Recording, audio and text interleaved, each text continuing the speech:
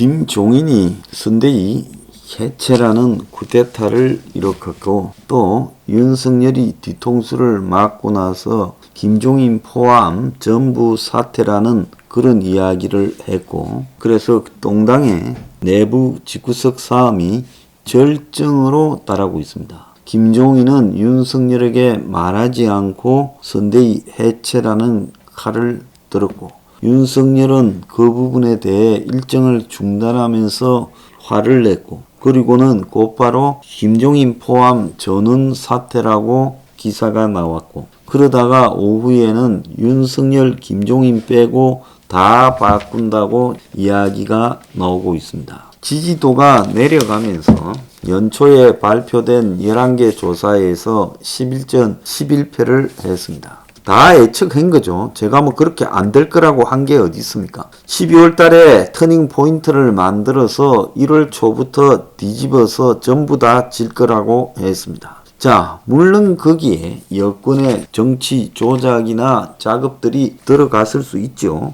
여론이나 여러 가지 부분에요. 저도 입만 열면 사기 대선, 공작 대선이라고 말하고 있지 않습니까? 그런데 가장 핵심적인 것은 후보 윤석열과 저 동당 내부가 국민을 위한 개혁을 지향하는 쪽으로 움직이지 않고 철저히 반개혁적으로 움직였고 기득권을 대변하는 쪽으로 움직였습니다. 제가 볼 때 저들이 야당인가 여당인가에 대한 구별조차도 없었고, 한동안에는 이대로만 가면 대선은 이긴다고 생각하고 대장동 이후에 아주 안이하게 빠져들었고, 특히 캐스팅 보트 역할을 하게 될 2030의 오늘날의 현실에 대해서 너무나 안이하게 대처해 왔다는 겁니다. 자, 그러다 보니까 저 당이 개혁성이라고는 사라지고 기득권을 대변하는 것처럼 비춰지니까 대중들이 분노하게 되고, 또 더 나아가서 정치적으로는 문정권 청산도 말하지 않고 문정권과 더불어서 개헌과 연정을 하겠다라고 비춰짐으로써 정권에 대한 심판도 없어지고 개혁도 없는 저 권력의 누님은 집단을 대중들이 찍어줄 이유가 없어진 거죠. 자, 그러면서 지금 몰락해 가니까 이제 집구석 싸움이 난 겁니다. 이준석은 일찌감치 파업을 하고 나와가지고 지지율을 떨어뜨리는 끝없는 집구석 싸움을 전개하고 있고, 김종인은 자기가 총괄 선대위원장이 된 뒤에 뭘 해야 되겠습니까?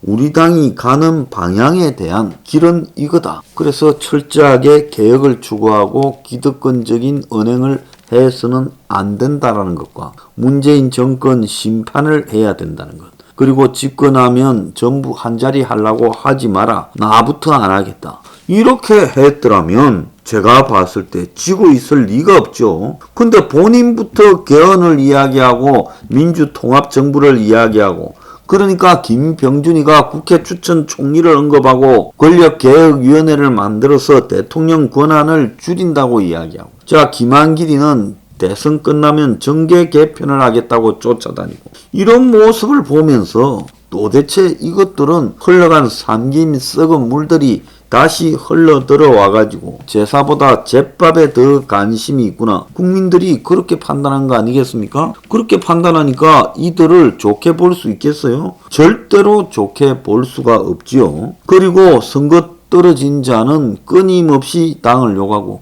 당 대표라는 자는 끊임없이 후보를 욕하고, 자, 이런 일들이 저 집구석 안에서 계속 벌어지고 있다는 겁니다. 그래서 저들을 바라보면서 저들은 정권 교체를 강렬하게 열망하고 오죽하면 우울증이나 신경질적인 상황에까지 빠지게 된 국민의 심정을 아는가? 또 더 나아가서 국민들의 도탄에 빠진 중산층 서민들의 삶의 모습을 이해를 하는가? 솔직히 말하면 동당 지도부의 삶, 낮에는 와가지고 국민과 서민을 말하지만 돌아가면 밤에는 그들은 국민과 서민과 동떨어진 삶을 살고 있죠. 그들 입장에서 선거에서 어떻게 하면 그들의 권력과 돈을 더 강화시키고 유지할 것만 생각하고 그래서 후보 옆에 다가가서 대선에 이기면 뭔 자리를 얻어서 그걸 더 강화할 건지 그런 고민에만 빠져서 있지 않습니까? 자, 그래서 애초에 어쩌다가 저런 당에 국민들이 이 정권을 심판하는 운명을 맡기게 됐는가? 그것부터 정말 슬픈 현실이 아닐 수 없다는 겁니다.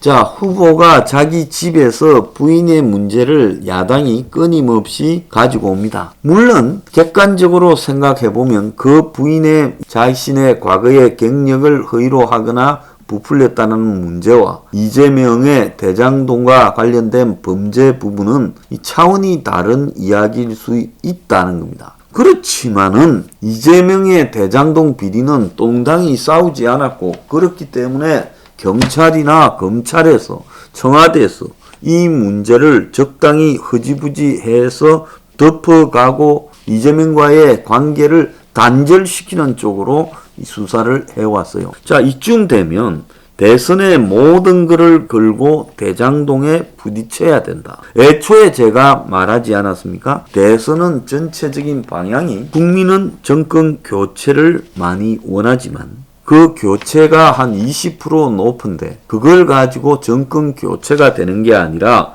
정권 교체를 하는 실제 후보의 입장에 오면 그 20%가 10%가 되고 또 후보가 떠들고 다니면 그 10%의 차가 역전돼서 결국은 국민의 정권 교체 열망에도 정권이 교체되지 못하는 일이 벌어질 거다. 그런데 이거는 좌파 때만 그런 게 아니에요. 이명박이 집권하고 박근혜가 당선될 때 그때도 정권이 교체되었으면 좋겠다고 이명박에 뒤인 사람들이 12%나 많았어요. 그런데 결국 박근혜가 당선이 됐어요. 이거는 뭘 이야기하는가 하면 정권 교체를 바란다고 그것이 그대로 투표장에까지 연결되지는 않는다는 겁니다. 그 과정에 분열과 또 그 과정에 낙인 찍기와 공작 등이 개입되면서 대선은 흔히 이상한 형태로 가는 것이 보편화되어 있다. 이것이 이제 한국 대선의 특징이다라고 봐야 됩니다. 자, 제가 볼 때 지금 상황이요. 보수 언론도 윤한테서 상당히 이탈하고 있습니다. 애초에 보수 언론에 얹혀가지고 가다가는 종말이 온다고 내가 숱하게 경고를 했죠. 자, 재벌들도 이제 저쪽으로 끈을 또 다 대고 있습니다.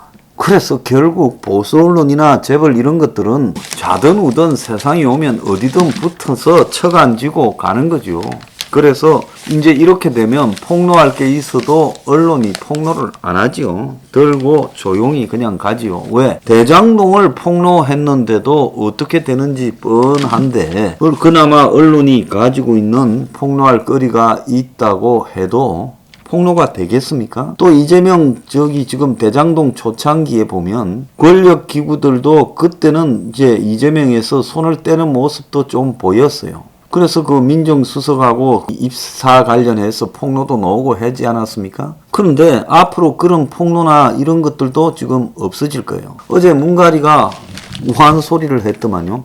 대선이 분열이 아니라 통합으로 가야 된다. 자, 이거는 다 뭐냐? 이거는 다 문이 자초한 거예요. 오늘 아침에 언론 사설 꼬라지 한번 보세요. 매경 국민의힘 선대위 전면 개편 윤석열 반문 넘어 비전 보여라. 자, 이 반문을 하지 않고 이번 대선을 치를 수 있다고 봅니까? 반문 넘어서 비전이 뭐가 있겠어요? 기업들 규제 완화해 준다고 부동산 막 지어서 판다고 그걸 비전이라고 생각을 하겠어요? 언론 놈들이 이거 썩어 먹었어요. 지금까지 데리고 놀다가 이제 윤석열이 버리는 겁니다. 지머리가 없다 보니까 데리고 노는데 말렸죠. 조선은 오늘 말하지 않고 이제 김대중 살림을 통해 가지고 윤석열 이제 비로소 정치인이 되는가. 사설은 말하지 않고 칼럼에 이렇게 말해요. 특단의 변화 없으면 국민의힘에 의한 정권 교체는 무망. 선대위 재편은 어쩔 수 없는 선택. 확 바꿔 쇄신을 해야 된다. 그래서 문재인 정부를 보면서 오만이 독약이라고 했는데 자기도 그 독약을 그대로 인식해야 될 거다. 요렇게 지금 말을 하고 있습니다. 중앙은 지지율 폭락의 뒤늦게 호들갑 떠는 국민의힘, 일정 중단 선대위는 일괄 사의 표명, 결국 윤 후보 책임 리더십 입증해야. 그래서 오만에 빠진 세력은 국민이 심판한다고 이렇게 했어요. 자, 윤은 국민이 여론을 높여줬는데 이를 까먹었고 지지율 상승에 취해서 지지층의 우려도 풀지 못했고, 김종인은 후보는 선대위에서 해주는 대로 연기만 하면 이길 수 있다고 말했다. 후보가 허수아비냐 하는 반응이 나온 것처럼 써주는 대로 잃는 후보를 국민이 모를 것 같은가. 국민을 설득을 해야 될 거다. 이렇게 말을 하고 있습니다. 동화입니다. 동화 윤 선대위 재편 놓고 종일 혼성 갈등. 이래서 쇄신이 될까? 자, 근본적인 수술이 필요하다 이랬지만은 조중동이 윤이 되지 않을 것 같다라는 부분에 제가 볼 때 일단 발을 빼는 모양새를 보이고 있습니다. 자, 윤은 그동안에 대선이 권력을 장악하는 것이 그렇게 쉬운 일인 줄 알고 권력 욕에 가득 찬 놈들만 끌어모았고, 또 기득권 집단의 말을 들으면서 그들의 일종의 아바타 노릇을 했어요. 안철수가 MB 아바타입니까? 라고 했다가 망가졌는데 윤석열도 기득권의 아바타 노릇을 해왔다. 이거 인정을 해야 됩니다. 이제 그 기득권을 어떻게 바라볼 것인가라는 것이 윤석열이 이번에 되고 안 되고의 그 운명을 좌우할 겁니다. 그리고 자신에 대해서 얼마나 객관적인가, 기득권을 어떻게 바라볼 건가. 윤석열은 이 두 가지만 생각하면 돼요. 그래서 객관화 안 되는 이유가 있습니다. 왜 안 될까요? 뭔가가 둘러싸여서 전부 뒤덮고 있다가 이제는 그 자들이 빠져나가니까 그나마 현실이 눈앞에 보이겠지요. 그래서 1월 1일입니까?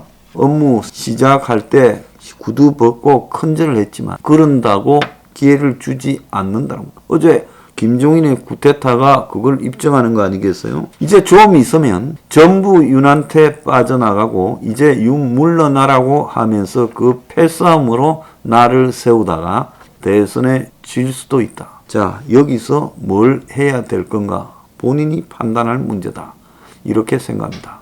자기 자신에서부터 객관적으로 바라보기 바랍니다. 그리고 기득권을 어떻게 청산할지, 이 부분이 핵심입니다. 제가 봤을 때 윤이 기득권에서 벗어나는 것이 거의 어려워 보였습니다. 수구 언론 기득권, 그리고 재벌 기득권, 그리고 우리 사회의 상층 자리와 돈을 탐하는 기득권, 전부 다 끌고 모았죠. 이제 그 기득권을 정리할 수 있는가 지켜보겠습니다.